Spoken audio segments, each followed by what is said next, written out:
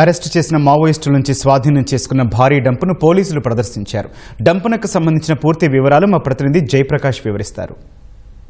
అయిన మావోయిస్టుల నుంచి భారీ డంపు స్వాధీనం చేసుకున్నారు పోలీసులు. 5 ప్రాంతాల్లో నిన్న పూర్తి స్థాయిలో 50 మంది మావోయిస్టులని అరెస్ట్ చేసినటువంటి పోలీసులు వాళ్ళ నుంచి చాలా భారీగా తుపాకులు, అదేవిధంగా తపంచాలు ఇటువంటి స్వాధీనం చేసుకున్నారు. ఇందులో చాలా అత్యాధునికమైనటువంటి పరికరాలు కూడా ఉన్నాయని చెప్పుకోవచ్చు. అత్యాధునికమైన జకోస్లేవియా నుంచి వచ్చినటువంటి ఒక స్మాల్ పిస్టల్ కూడా ఇందులో ఉంది.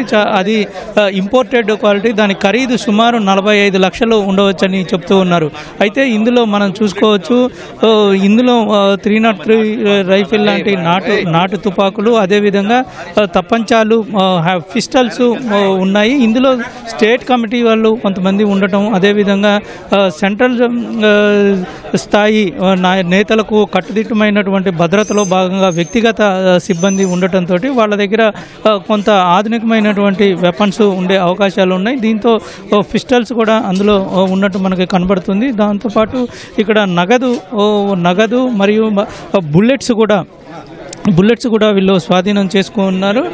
దాంతో ఈ డిటోనేటర్లు అవి అమర్చడానికి వైర్లు, చాలా సెల్ ఫోన్లు స్వాధీనం చేసుకున్నారు. వాళ్ళకి సంబంధించినటువంటి డైరీలు, వాళ్ళు ప్రతి ఒక్క విషయాన్ని పుస్తకాల్లో రాసుకుంటూ ఉంటారు. ఆ పుస్తకాల్లో రాసుకున్నటువంటి విషయాల ఆధారంగా చాలా చోట్ల నెట్వర్క్ని బ్రేక్ చేసే అవకాశాలు ఎక్కువగా కనబడుతుంటాయి. ఆ పుస్తకాలన్నీ వాళ్ళు రాసుకున్నవే అనేటువంటిది చెప్పుకోవచ్చు. 5 జిల్లాల్లో సేకరించినటువంటి ఈ బుల్లెట్స్, వస్తువులు, వాళ్ళు వినియోగిస్తున్నటువంటి పరికరాలన్నింటినీ ఇక్కడ పోలీసులు ఉంచారు. దాదాపు నగదు కూడా భారీగానే ఒక్కొక్క చోట సుమారు 1,50,000, అదేవిధంగా 2 లక్షలు ఇలాగ నగదు ఒక్కొక్క టీం వద్ద వాళ్ళు ఎటువంటి అటు వెళ్ళటానికి వాళ్ళ ఖర్చుల కోసమని దాచుకున్నటువంటి నగదును కూడా స్వాధీనం చేసుకున్నారు.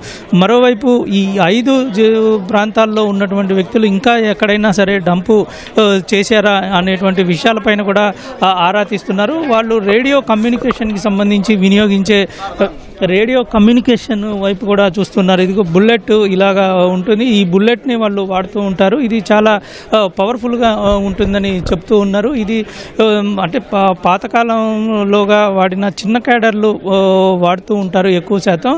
అయితే వీళ్ళంతా ఛత్తీస్గఢ్ నుంచి వచ్చిన వాళ్ళే ఎక్కువ మంది ఇందులో అధికంగా ఉన్నారని తెలుస్తుంది. నిన్న అరెస్ట్ అయినటువంటి 50 మంది మావోయిస్టుల్లో అందులో అత్యధికంగా ఉన్నటువంటి వాళ్ళు ఛత్తీస్గఢ్, బస్తర్కి చెందిన వాళ్ళే.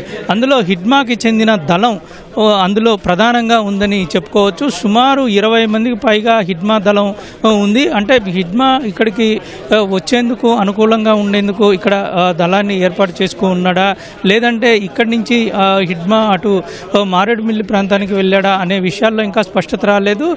ఇటు నిన్న 9 మంది ఎవరైతే కేంద్ర కమిటీ కార్యదర్శి తిరుపతి వ్యక్తిగత సిబ్బంది ఉన్నారో వాళ్ళని కూడా పోలీసులు అరెస్ట్ చేశారు. వాళ్ళు అరెస్ట్ అయిన సందర్భంలో వాళ్ళు ఇక్కడికి ముందుగా దేవ్జీ ఇక్కడికి రావటానికి ముందుగా వాళ్ళ టీంని పంపించి ఆ తర్వాత వాళ్ళు ఇక్కడికి వచ్చే అవకాశాలు ఉన్నాయని చెప్తూ ఉన్నారు. అయితే దేవ్జీ ఎక్కడ ఉన్నాడు ఏంటనేది పూర్తి స్థాయిలో ఇప్పటివరకు సమాచారం లేదని మాత్రం చెప్తూ ఉన్నారు. మరోవైపు ఇక్కడ ఈ డంపు కనుక చూసినట్లయితే ఇవన్నీ దాదాపు గతంలో మొదటి నుంచి వాడేవిగా మనకి కనబడుతూ ఉన్నాయి.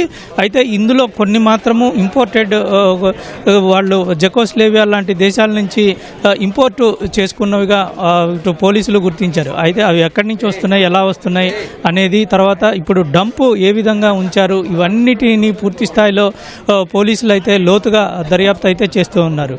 కెమెరామెన్ సోమేష్తో జయప్రకాష్, ఈటీవీ న్యూస్, విజయవాడ.